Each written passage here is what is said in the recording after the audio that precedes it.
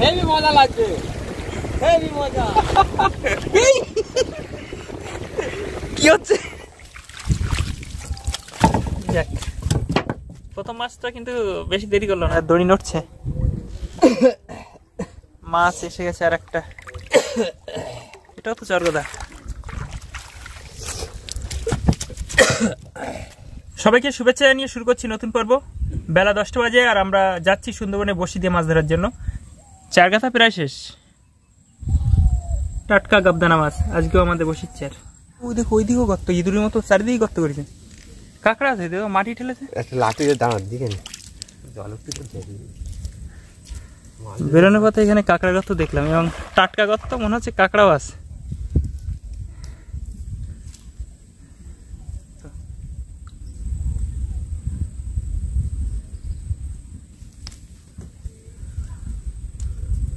কাঁকড়া মানে যে মাল ঢুকছিল এখানে, বিশাল মাল, বিশাল মাল। কেননা ও প্রথম থেকে এই গর্ত করেছে, তাই তো? হ্যাঁ, বিশাল গর্ত। জয়ন্তরা জালে একটা কাঁকড়া পাইলো নাকি, 3 কিলো। মানে সে কি কাঁকড়া? এই কাঁকড়া 3 কিলো এত বড় হয়? হ্যাঁ, আর একটা ছাড়িয়ে গেছে, তুলতে পারি। ওই যে মাছ কাটে নিয়ে যায়, ওগুলো বড় বড় মাছ ওঠে না, ঝট করে মরা নিয়ে এসে গেছে। জলের রং নীল হয়ে গেছে, তো এরকম সময় বড় মাছ হওয়ার সম্ভাবনা থাকে। দেখা যাক কি হয়। এই দেখো, ওই ডাঙার পরে পাতা, ওইটা এখনো জলে সে নিয়ে যায়, জালতি পাতা। ওই যে বিদ্যাধরী নদীর কাছে এসে গেলাম, কিন্তু ঢেউ হচ্ছে। এই তো হবে আজকে। কি ঢেউ? দেখো এত ঢেউ হবে ভাবতে পারিনি তো আজকে। আন্দাজ করে এলাম যে কিছু না কিছু হবে আজকে। কি দাঁড়ায় পড়লে কেন? দাঁড়ায় পড়লে কেন?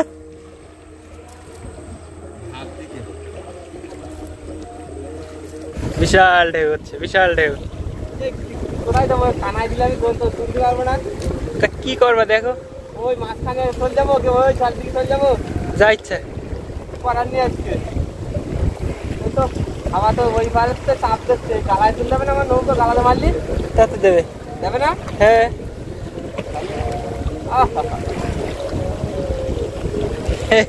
তাল কি তালে পড়লাম, বেতালে পড়ে গেলাম একদম। চলো যাই চরের মাথায়। রে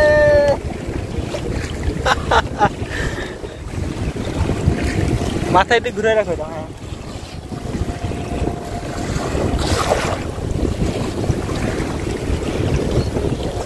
কি হচ্ছে? হ্যাঁ, এতে খেলে থাকবো।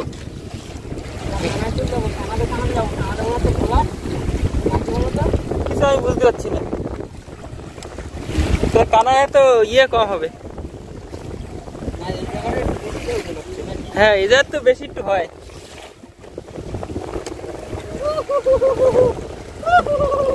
তো কি হচ্ছে? হেভি মজা লাগছে, হেভি মজা।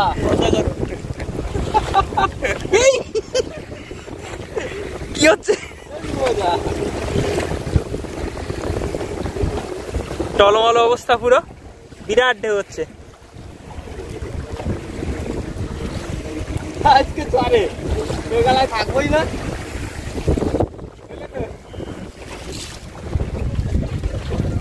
কিছু করার নেই, এই ব্যাপক ঢেউর মধ্যে এখন বসি ফেলা শুরু করতে হবে।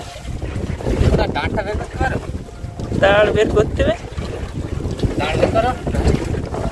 আচ্ছা, বসি ফেলা শুরু হয়েছে, কিন্তু এখন দেখানো যাবে না, দাঁড় মারতে হবে।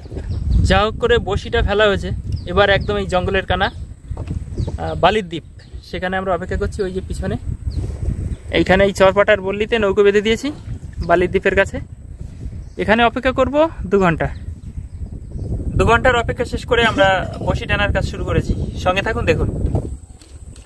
কি হলো, কাশি হচ্ছে কেন?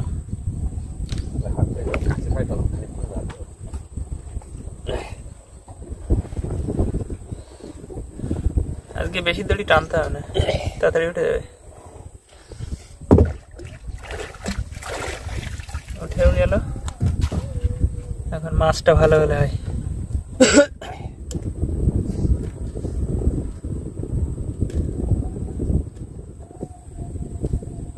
মাছ কিন্তু বসিতে ঠোকরাচ্ছে। না না না না না, কি মাছ?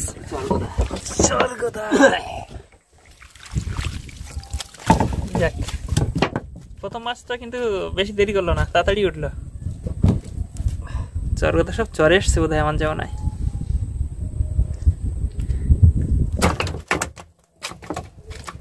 চরগোদা মাছ বড়শি একদম চরে মারা।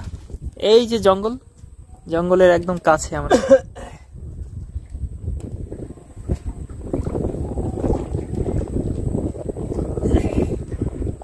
নৌকো তো চটচট করে নিয়ে যাচ্ছে কিন্তু।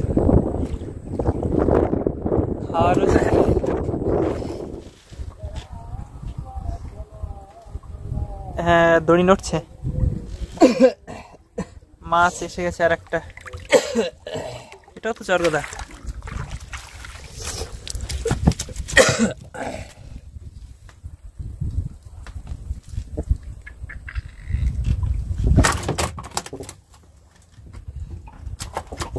একই সাইজের মাছ।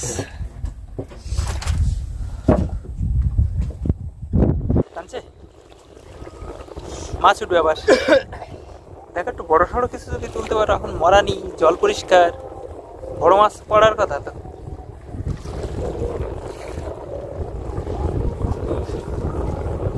এসে গেছে এসে গেছে এসে গেছে মাছ।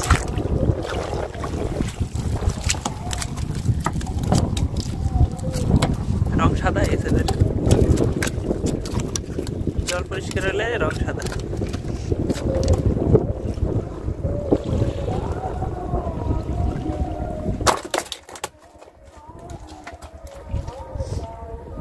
চরগোদা।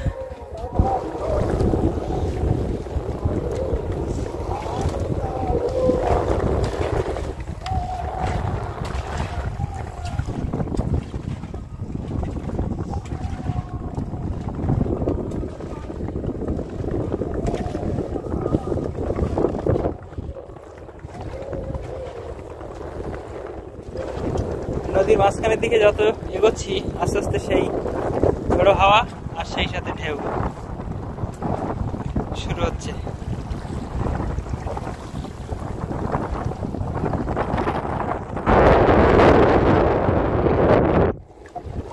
বড়শিতে টানছে মাছ, উঠবে আবার।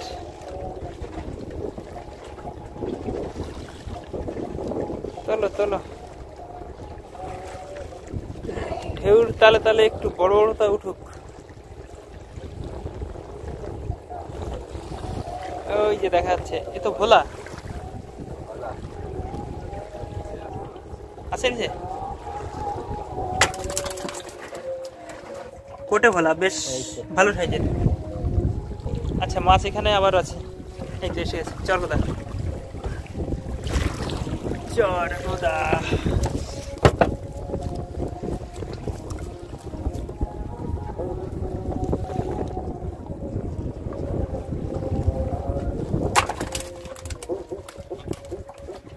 মাছ উঠছে মোটামুটি। এইভাবে পুরোটা বসি উঠলে মোটামুটি খারাপ হবে না।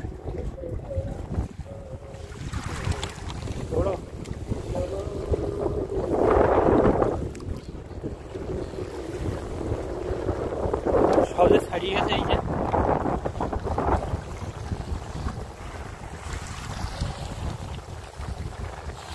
তাহলে হাওয়া ঢেউর মধ্যে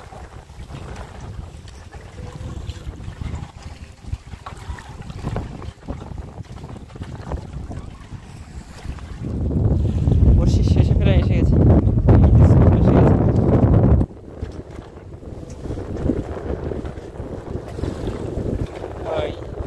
শেষের দিকে সেইখানে ভোলা পড়ে, অনেকবার দেখেছি।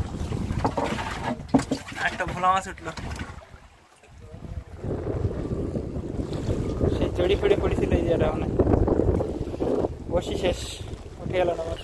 এই হচ্ছে টোটাল মাছ, 4টে চরগোদা, 2টো ভোলা। নৌকা আমাকে কিন্তু জায়গার দিক নিয়ে যাচ্ছে। হয়, সবাইকে ধন্যবাদ ভিডিওটি দেখার জন্য। সবাই ভালো থাকবেন, আবারও দেখা হবে অন্য কোনো পর্বে।